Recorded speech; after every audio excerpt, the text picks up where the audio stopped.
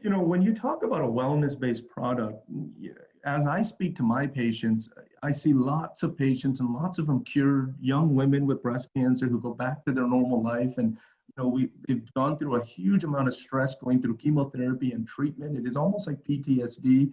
Many of them I had to give anxiety medicines through their treatments. They're working mothers and people with colon cancer, and many of them are fathers you know, people who have a lot of responsibility at work, and they have anxiety, period. So what do we do for them? Well, we talk to them, we counsel them. But unfortunately, doctors don't have that time. So they reach in the toolbox and we give them Valium or Xanax and Ativan, which helps and it works to a degree, but it has lots of side effects. I have to be careful of the interactions. I have to wean them off it quick, or they will be addicted and you'll be on it a year later needing a higher and higher dose. And then you probably haven't done that patient much good by keeping them on it that long. Well, this is where you begin to start to see, why not utilize plant-based anxiolytics like CBD in the right group of patients? Somebody has a real psychiatric disorder of anxiety, they need to see their psychiatrist, get on the right medicine. I don't mean this is for every patient who has major depression and schizophrenia. They got to be with their psychiatrist. But the majority of people that are going into their internal medicine doctor, their family practitioner, their oncologist, they're complaining of life stressors. And we're probably giving them extremely strong medications that have a whole host of repercussions because we have nothing better. And we've also been influenced by the pharmaceutical industry, and we don't have much of a comparison against this. Same thing with sleep. What do we do for insomnia? It's an $80 billion industry. The whole country, 6 out of 10 of my patients come to me for insomnia, and they all want something. But the reality is, insomnia shouldn't be treated like that. It needs to have discussion on sleep hygiene. What are you doing before you go to bed? How do you wind down? Teach them techniques, and then cognitive behavioral therapy, then melatonin and valerian root, and then I incorporate CBD with melatonin.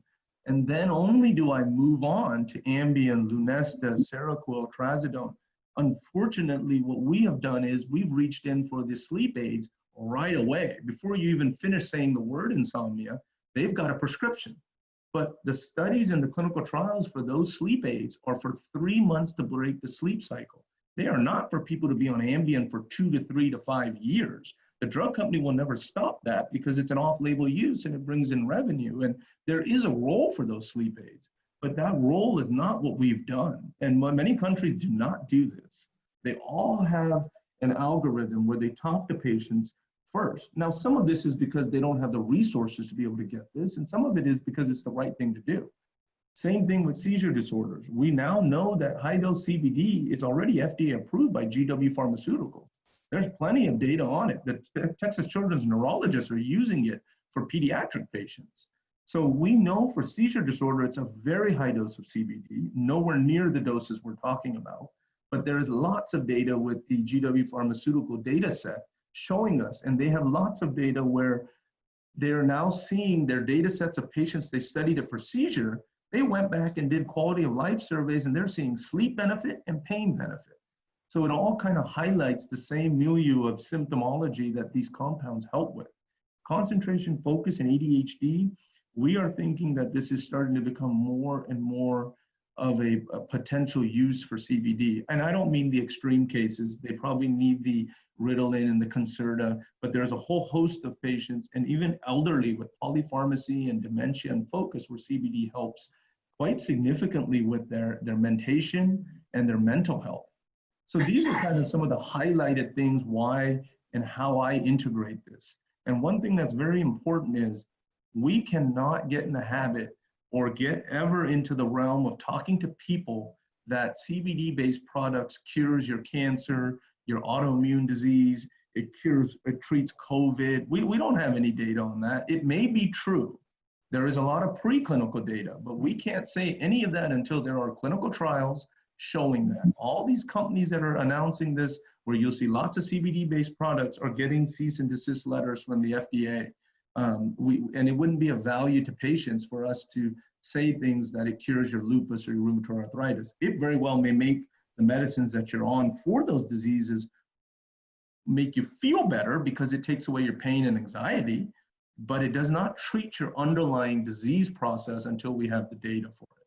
Next slide. So why does it work on stress? Well, it's very interesting. Because of the plethora of serotonin receptors in the brain, it potentiates the serotonin receptor. Zoloft and Paxil are antidepressants that do the same thing. They are SSRIs. They increase serotonin in the synapse, but they have a whole host of side effects. CBD does the same thing. It increases endogenous anandamide, which is a serotonin-like hormone. It potentiates a serotonin receptor. So these are ways and why you're beginning to see this. And I'll tell you, the psychiatry world is studying this. Not only are they studying THC and CBD, they're studying the psychedelic mushrooms and MDMA because they are seeing a tremendous benefit in these portions of the brain. And there is some data on neuroplasticity where you can recreate nerve pathways, and you're starting to see some people cured. But the data will guide us on this. These are not things that I would expect you or anyone else to talk to patients about, but it is important to understand there is absolutely a physiologic change that occurs very similar to antidepressants on why you feel better when you take CBD at the right dosing. And why are we feeling that sedating effect, the effect where the anxiety feels better? Is because the GABA receptor. That is exactly where Valium, Xanax, and Ativan bind to. That is where CBD binds to. It potentiates the GABA receptor.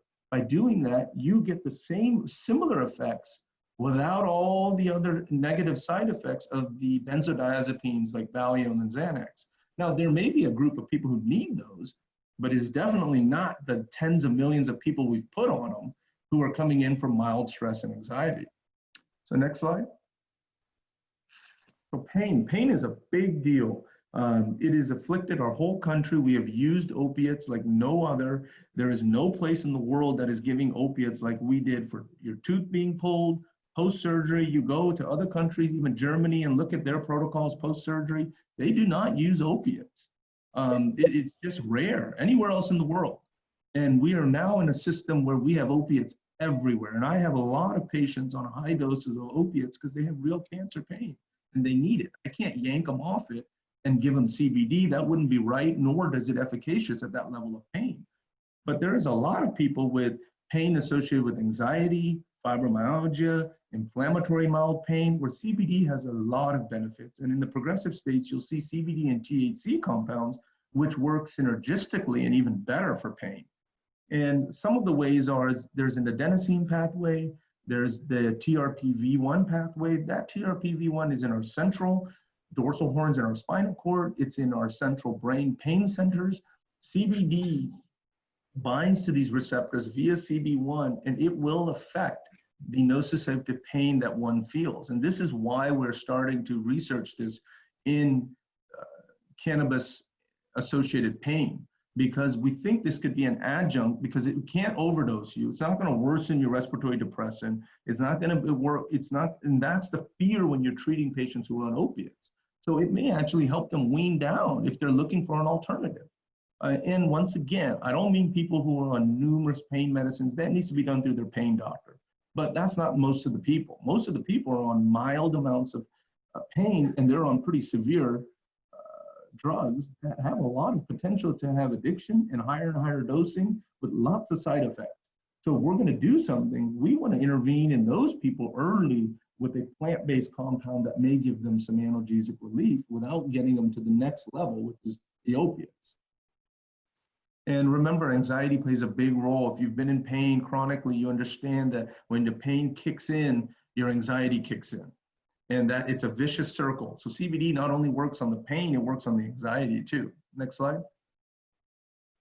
So, overall, there's lots of health benefits. We cannot make claims that people are curing your cancer or your underlying disease, but we can say there's enough data to say that these compounds work for sleep, for anxiety, for fibromyalgia type of pain, for stress, for seizure disorder. And we don't have better drugs for those.